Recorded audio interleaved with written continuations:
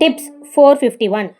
கத்திரிக்காய், கொத்தவரங்காய், பாகற்காய் போன்றவற்றை சமைக்கும் பொழுது சிறிது புளிக்கரைசலை விட்டால் கசப்பு குறையும், சுவையும் அற்புதமாக இருக்கும்.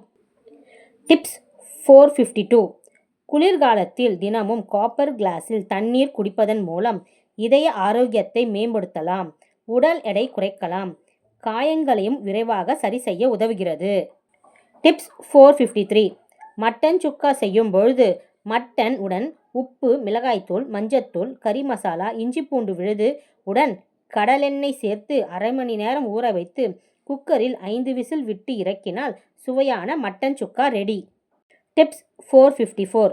பஜ்ஜிக்கு மாவு அரைக்கும் பொழுது ஒரு வெங்காயம், சிறிது சோம்பு, 3 பூண்டு பல் ஆகியவற்றை அரைத்து மாவில் கலந்து பஜ்ஜி சுட்டால் அற்புதமாக இருக்கும்.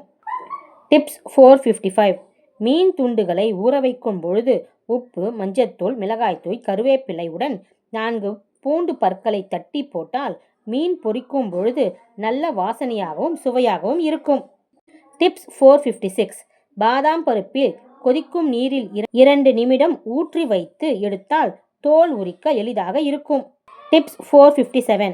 பித்தம் அதிகமாக இருப்பவர்கள் எலுமிச்சை சாற்றை சிறிதளவு சீரகப் பொடியையும் கலந்து குடித்து வரலாம்.